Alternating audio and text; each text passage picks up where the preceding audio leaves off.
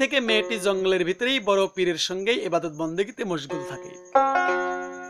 আর আবু হাসান প্রতিদিন ওই ক্লাস করতে যায়, আধ্যাত্মিক ইলমে তাসাউফের খবর নিতে যায় আসে। এরকম করতে করতে তিনি পাগল হয়ে গেল। এমন পাগল হয়ে গেল যে এমন একটা আলেমধারী মানুষ, একজন মাওলানা, সে এমন পাগল হয়ে গেল যে পরনে কোনো কাপড় নাই, গায়ে কোনো জামা নেই, পায়খানা প্রস্রাব করতেছে, সারা গায়ে মাখায় নিয়ে বাগদাদ শহর ঘুরে বেড়ায় আর কয় আল্লাহু আল্লাহু, জিকির নাম মুখে নিয়ে ঘুরে। একদিন হঠাৎ করে ওই সমাজের লোকজন আবু হাসানকে গ্রেফতার করলো। সবাই ধরে বলল যে এই পাগল, নামাজ পড়ো না মৌলানা হয়ে।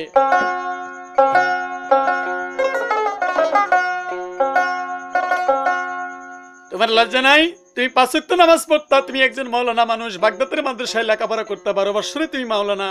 আজকে কোথায় কি হইলা যে তুমি আজকে পাগল পরনে কাপড় রাখো না? কারণটা কি? আমাদের এই সমাজে নামাজ বন্দেগী না করলে আমরা তাকে কখনোই ক্ষমা করি না, সমাজ থেকে বের করে দিই। আর তাছাড়া তুমি তো পরনে কাপড় রাখো না, তোমার কি লজ্জা করে না? আবু হাসান কয়, বন্ধুগণ, কার সামনে কাপড় পরি আমি মানুষ তো দেখি নাই গো।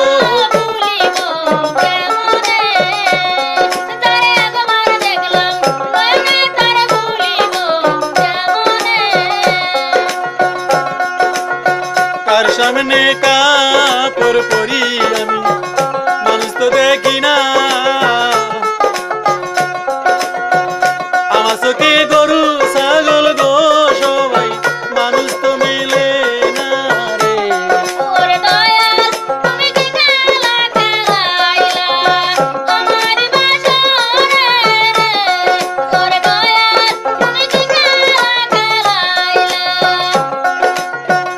তোমাকে আমরা রাখবো না পাগল, ফেলিব মারিয়া, আমারে তোমরা ছাগল গরু বানাইলা, পাগলা জিন্দা তো রাখবো না রে।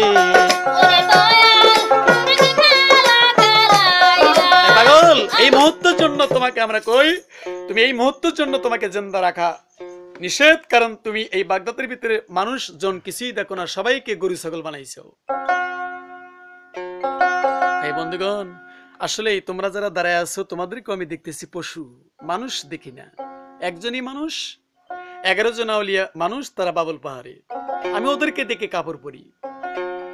সমস্ত মানুষ খেয়ে পেয়ে গেছে, কোমর পর্যন্ত পোথায়া পাগলাকে পাথর মারার জন্য সবাই যখন পরিস্থিতি নিল, ওই দরবারের মধ্যে শিবলি নামে একজন জাকির সেইখানে আসিল। আসিয়া কয়, পাগলকে কেউ মারিও না গো, যে পাগল পরনে কোনো কাপড় রাখে না, তারে মারার কোনো দরকার পড়ে না। পাগলের কোনো নাই বলি লজ্জা শরম নাই, তারে তুমি মাইরো না প্রাণীর ভাই, ক্ষমা করে দেয়। সবাই বলে করব ক্ষমা, আপনি বিচার করেন। শিবলি তখন বিচার করল 10 জনের ভিতরে। এই পাগল যেদিন মইরা যাবে তার লাশটাকে মাটিতে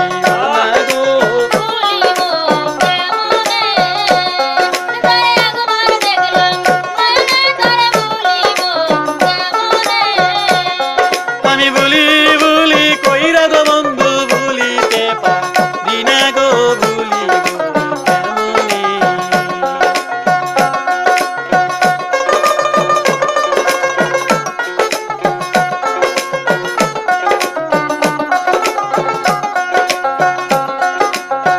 আজকে বুঝি পাগল কানছে জার জার হইয়া, আমি যাই মরিয়া, আমার লাশটা এই জগতে গো কেউ দাফন তো করবে না রে।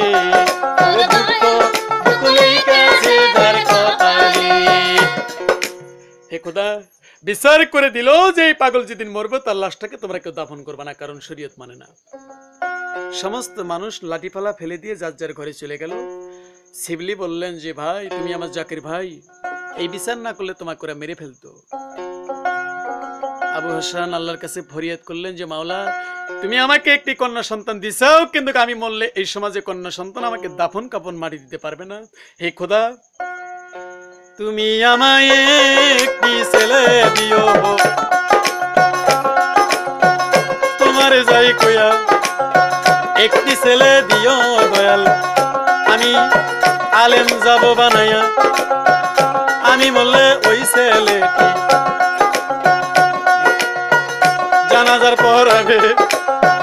কথাটা শুনিয়া এইবার আল্লাহ কথা শুনে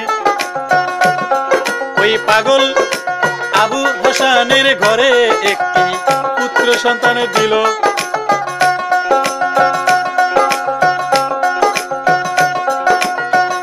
এই যে দেখো 10 মাস 10 দিন পরে গো ছেলে জন্ম এবার নিল রে।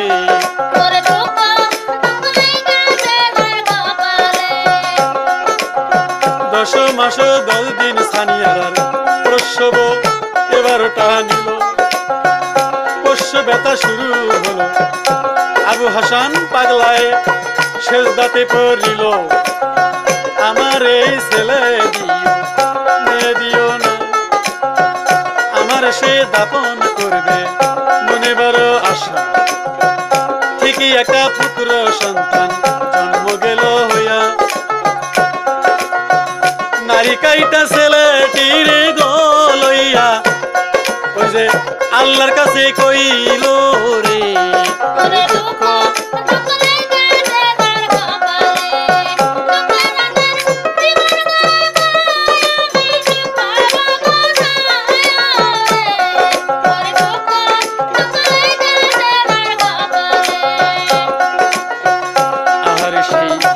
আর সেই পুত্র সন্তান পাগল গেল পাইয়া, মাদ্রাসাতে লইয়ে গেল গো পাগল ছোট্ট নদী পার কইরা রে। ছোট্ট নদী পার করে প্রতিদিন নিয়ে যায় আসে। এইভাবেতে 7 বছর বয়স মনসুরের গেল হয়ে। মনসুর বইলা নাম দিয়েছিল ওই পাগলে, তাই হাদিসেতে মনসুর নামটি, জীবনীতে মনসুর নামটি এবার পাওয়া যায়। 7 বছর বয়সে মনসুর কথা বলতেই পারে। মনসুর বলে নামটি রেখে দিল। নাম রেখে দিয়ে বলতেছে, বাবা তোকে লেখাপড়া শিখে মানুষ হইতে হবে, আমি মরে গেলে তুই আমাকে জানাজার করিস, কারণ এই দেশের মানুষ আমাকে জানাজার করবো না। মনসুর কয়, বাবা ঠিক আছে জানাজার করবো, কিন্তু তুমি উলঙ্গ থাকো কেন? পাগলা কয়, বাবা বুঝবি না, আমার চোখের সম্মুখে কোনো মানুষ নাই, কাজে আমি উলঙ্গ থাকলে কি, কাপড় পরলে কি? কয়, বাবা আমি কি মানুষ না? কয়, বাবা তুইও মানুষ না, মানুষ হইতে হবে। এই বাগদাতে লেখাপড়া কর, মাদ্রাসায় ভালো একজন জান্নালা ব্যক্তি হও, তারপরে তুমি আমাকে দাফন করবা আমি মরলে। মনসুর এই মাদ্রাসায় বলতেছে, বাবা কষ্ট করে তুমি প্রতিদিন নদী পার করে নিয়ে যাও, নিয়ে আসো, আর প্রয়োজন নেই আমি একা একাই যেতে পারবো। একাই মনসুর এই মাদ্রাসার ঘরে গেছে। ছাত্র বন্ধু সবাই ডাক দিয়ে কয়, মনসুর তোর বাবা একদিন লেখাপড়া করছিল, কিন্তু এখন সে পাগল, তুইও এরকম লেখাপড়া করে 2 দিন পরে তুই পাগলা হবি, অতএব বাপ ছেলে এখনই পাগলা হয়ে যাও, তোমরা তো 2 দিন পরে কোরআন মানবা না। দুঃখ মনে মনসুর আমার ঘরে ফিরে আইল, বাবার কাছে কইয়া ছেলে গো সেই দিন জুনাদ বাগদাদির কাছেই চলে গেল রে।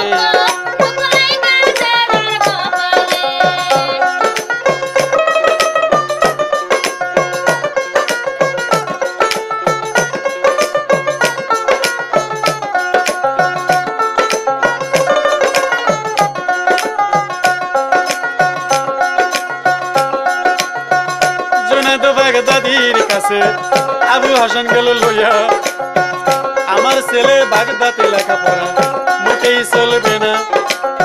জুনাদ বাগদাদিকে দিয়ে আসলো ওই পাগলে গিয়া। জুনাদ বাগদাদি লেখাপড়া মনসুরকে যায় শিখায়া। আবু হাসান পাগল এইবার ছেলের দিয়ে এলো, দিয়ে এসে মরা একটি খেজুর গাছ ছিল মসজিদ ঘরের পূর্ব দিকে সেই গাছটা ছিল। প্রতিদিন ওই গাছের গোড়ায় বসে পাগল জিকির করত। এই যে 12 বছর থাইকা সেই দিন গো পাগল গাছতলাতেই রইল রে।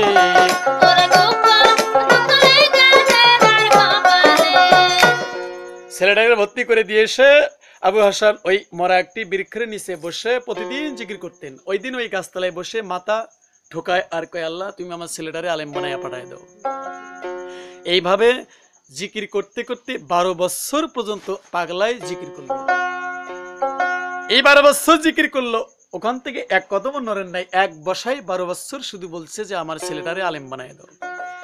12 বছর, মনসুরের বয়স 7, এদিকে থাকলো 12, 19 বছর মনসুরের টাইটেল পাশ করলো। বিখ্যাত একটা মাওলানা জুনায়েদ বাগদাদি বলল, বাবা যাও, তোমার লেখাপড়া শেষ, এখন বৃদ্ধ পিতা পাগলকে ইন্তেকাল হলে তুমি তাকে জানাজা করবে, এটাই তোমার কাছে আমার একটা দাবি।